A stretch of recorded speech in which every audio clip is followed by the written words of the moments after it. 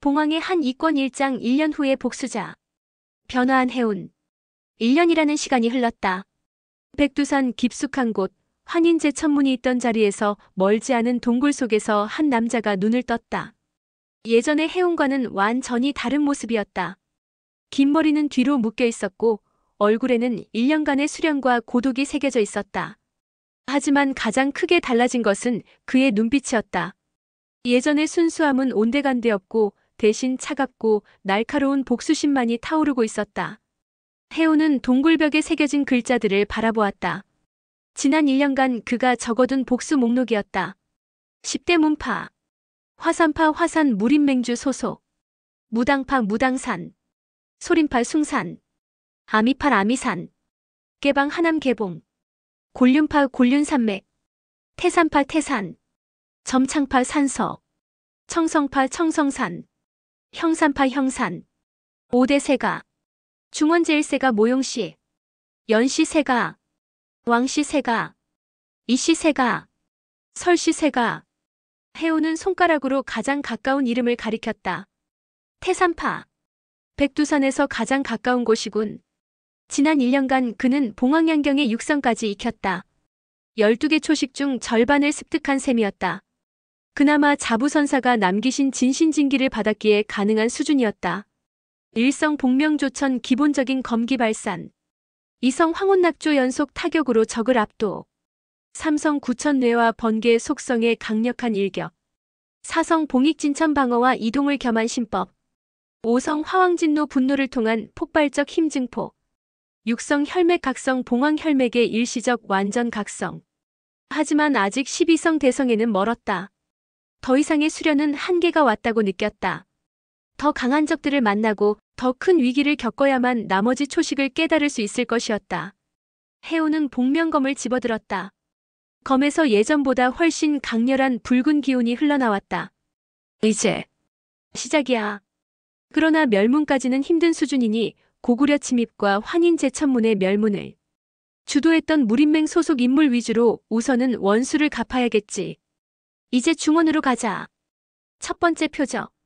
한 달 후 산동성 태산 부근의 작은 마을. 해운은 검은 옷에 얼굴을 가린 채 마을의 주막에 앉아 있었다. 그의 앞에는 태산파에 대한 정보가 적힌 종이가 펼쳐져 있었다. 태산파의 태산북두 검법은 정말 대단해. 한번 검을 뽑으면 적이 쓰러질 때까지 멈추지 않는다더군. 옆 테이블에서 무리민들이 대화를 나누고 있었다. 하지만 요즘 태산파도 변했다는 소문이 있어.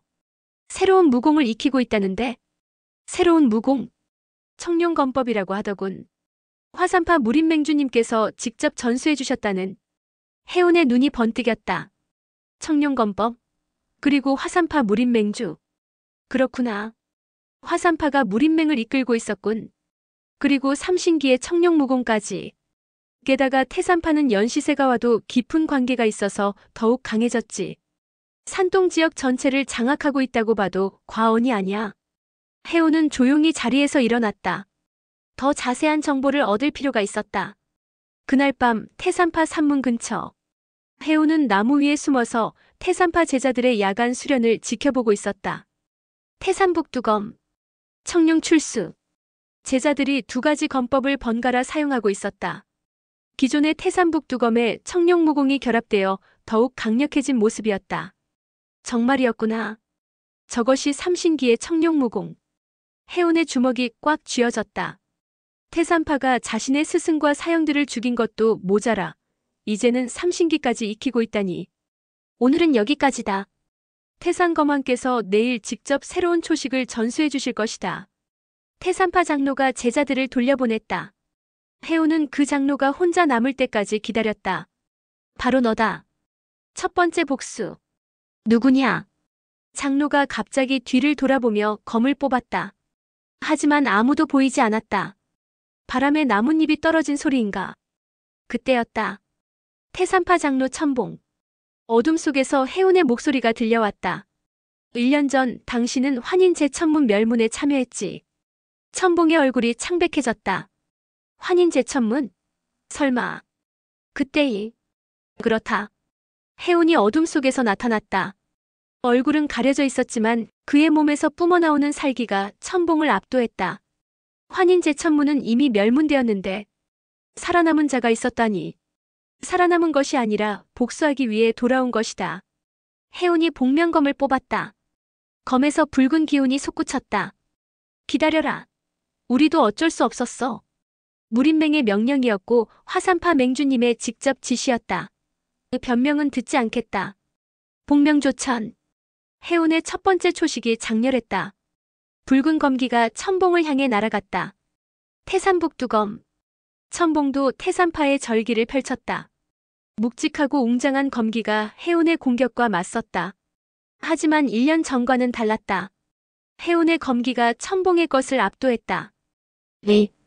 이런 힘이. 황혼낙조. 해운의 두 번째 초식이 이어졌다. 연속으로 쏟아지는 검기에 천봉이 밀리기 시작했다. 청룡 출수.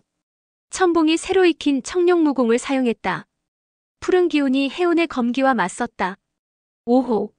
삼신기의 힘인가? 꽤 강하군. 하지만 해운에게는 더 강한 초식이 있었다. 구천례하. 번개 같은 붉은 검기가 청룡의 기운을 뚫고 천봉의 가슴을 관통했다. 크악. 천봉이 피를 토하며 쓰러졌다. 해운이 그 앞에 다가갔다. 마지막으로 묻겠다.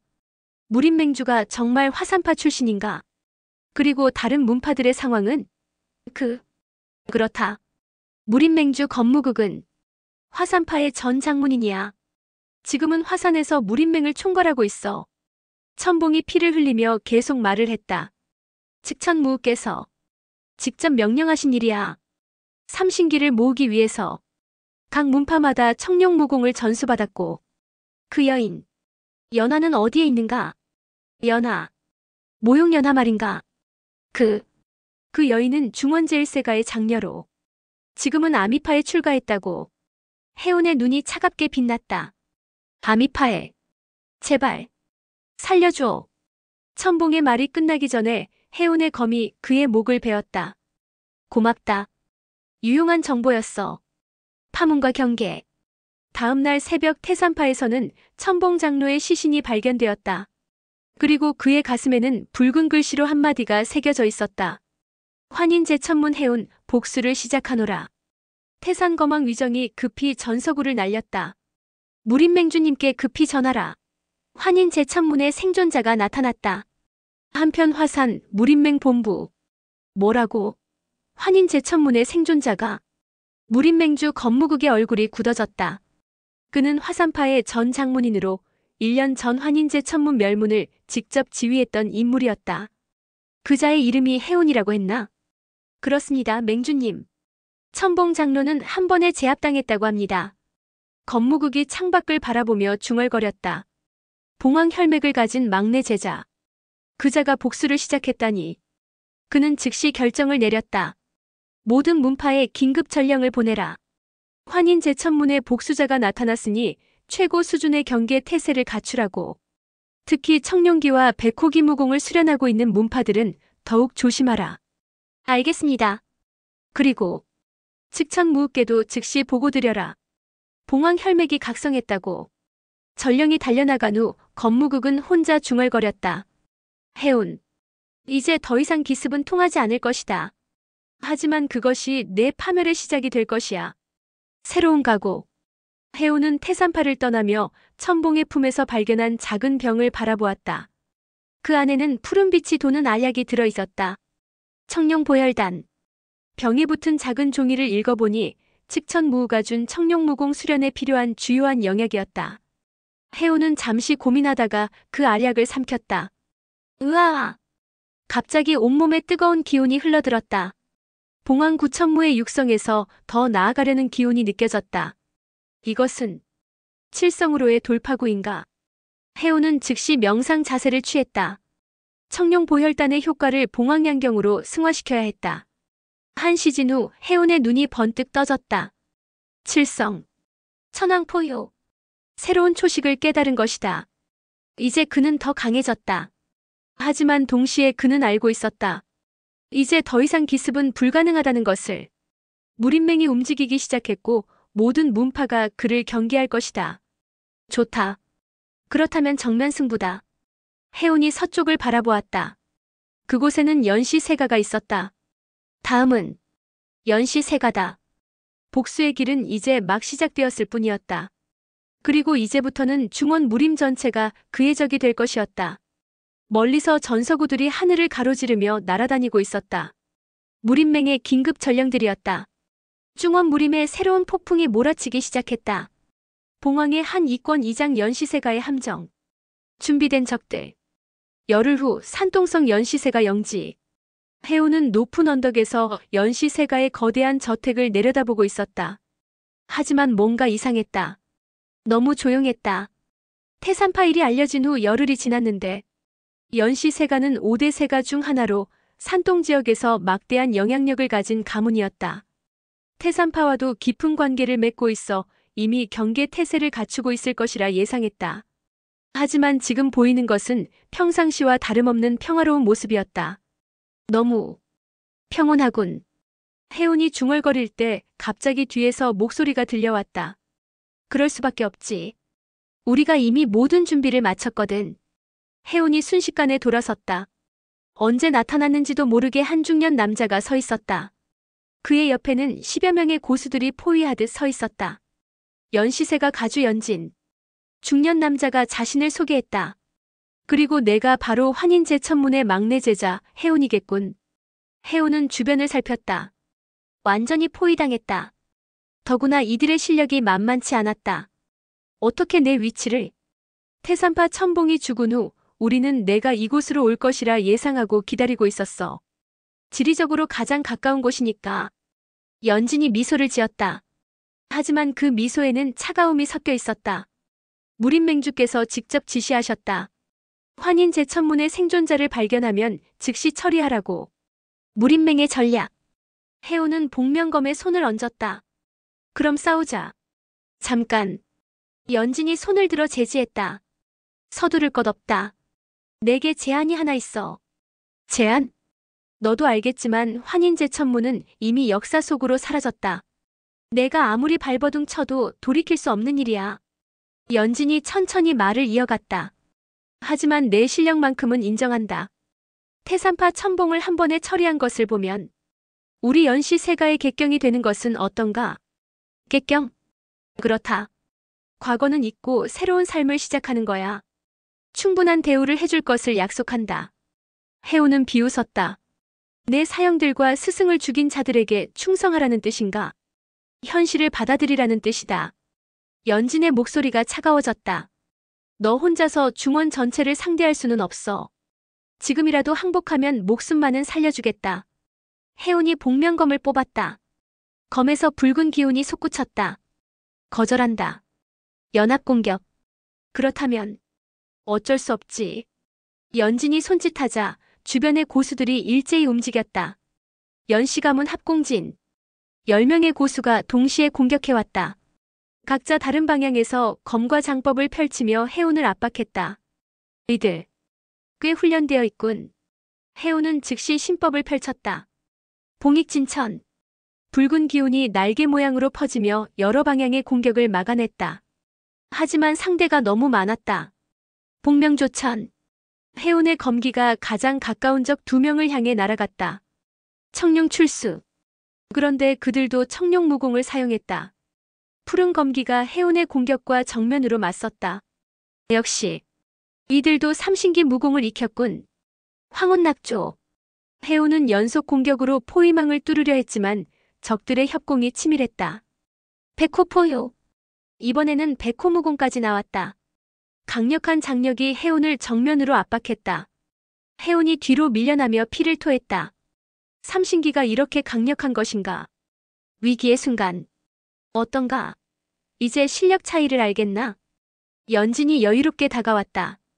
우리는 1년간 삼신기 무공을 연마했다. 더구나 10명이 합공하는데 내가 당해낼 리 없어. 혜운은 입가에 피를 닦으며 일어났다. 아직 끝나지 않았다. 끝난 게 아니라면 뭘 더 보여줄 건가? 연진이 비웃었다. 설마 봉황연경에 고급 초식이라도 있다는 건가? 하지만 내가 아무리 강해져도 우리가 10명이 9천뇌하. 갑자기 해운의 몸에서 번개 같은 붉은 기운이 폭발했다. 삼성 초식의 위력이 이전과는 차원이 달랐다. 뭐야? 번개 같은 검기가 적들을 덮쳤다. 그들의 청룡무공과 백호무공이 한순간에 뚫려버렸다. 크악! 3명의 고수가 동시에 쓰러졌다. 하지만 해운도 무리했다. 몸에서 피가 흘러나왔다. 아직 칠성의 힘을 완전히 제어하지 못하겠군. 이럴 수가. 연진의 얼굴이 창백해졌다. 하지만 곧 진정했다. 아직 우리가 7명이 남았다.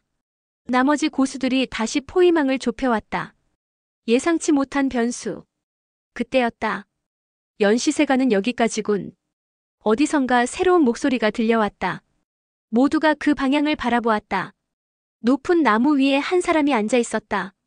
얼굴을 가린 검은 옷의 인물이었다. 누구냐? 연진이 경계했다. 별로 중요하지 않다. 그 인물이 나무에서 뛰어내렸다. 그리고 해운을 바라보았다. 환인 제천문의 후예여, 내 복수에 관심이 있다. 누구신지? 해운이 물었다. 지금은 아군이라고만 해두자. 검은 옷의 인물이 검을 뽑았다. 그 검에서는 해운과는 다른 묘한 기운이 느껴졌다. 일단 여기서 벗어나는 게 중요하지 않겠나? 연진이 소리쳤다. 방해하지 마라. 이것은 무린맹의 명령이다. 무린맹. 검은 옷 인물의 목소리가 차가워졌다. 그 이름을 듣는 것만으로도 역겨워지는군. 순식간에 그가 움직였다. 연진도 미처 반응하지 못할 정도로 빠른 신법이었다. 연진이 급히 검을 들었지만 이미 늦었다. 크어. 연진의 혈도가 막혔다. 죽지는 않았지만 움직일 수 없게 되었다. 가자. 검은 옷 인물이 해운에게 손짓했다. 해운은 잠시 망설였지만 지금 상황에서는 선택의 여지가 없었다. 고맙다. 새로운 동맹. 둘은 연시세가에서 멀리 떨어진 숲속에서 멈춰섰다. 정체를 밝혀도 되겠는가? 해운이 물었다. 검은 옷 인물이 얼굴에 가리개를 내렸다. 30대 중반쯤 되어 보이는 남자의 얼굴이 드러났다. 내 이름은 묵검. 과거 무린맹에서, 아니 정확히는 화산파에서 쫓겨난 몸이다. 화산파에서 5년 전 무린맹주 검무국의 비행을 고발했다가 역적으로 몰려 쫓겨났지. 그 후로는 떠돌이 생활을 하고 있어. 묵검의 눈에 분노가 어렸다. 그런데 최근 환인제 천문 멸문 소식을 듣고 그리고 내가 복수를 시작했다는 소문을 들었다. 그래서 함께하고 싶다. 검무국과 무린맹에 대한 복수를. 해운은 묵검을 찬찬히 관찰했다. 그의 눈에서 진실한 분노를 느낄 수 있었다. 하지만 나를 믿을 수 있겠나? 지금 당장은. 적이 아군이라는 말만으로도 충분하다. 해운이 손을 내밀었다. 그렇다면 잠시나마 함께하자. 묵검이 그 손을 잡았다. 좋다. 하지만 알아둬라. 이제 내가 혼자가 아니라는 것을 무린맹도 알게 될 것이다. 무슨 뜻인가? 연진을 죽이지 않고 살려뒀으니 곧 보고가 올라갈 것이야. 환인 제천문의 생존자에게 협력자가 있다고. 묵검이 서쪽을 바라보았다. 무린맹의 대응이 더욱 강화될 거다. 해운도 그쪽을 바라보았다. 멀리서 연기가 피어오르고 있었다. 아마 연시세가에서 올리는 신호연기일 것이다. 좋다. 그렇다면 우리도 더 대담해져야겠군. 어디로 갈 생각인가? 무당파. 해운의 눈에 차가운 빛이 서렸다. 10대 문파 중에서 가장 강한 곳 중 하나지. 거기서 내 실력을 시험해보겠다. 묵검이 미소를 지었다. 무모하지만 나쁘지 않군. 둘의 그림자가 석양 속으로 사라져갔다. 그리고 멀리서 여러 갈래의 연기가 하늘로 올라가고 있었다. 중원 전체에 새로운 소식이 전해지려 하고 있었다. 환인 제천문의 복수자에게 동조자가 나타났다는. 일부 이권 이장완.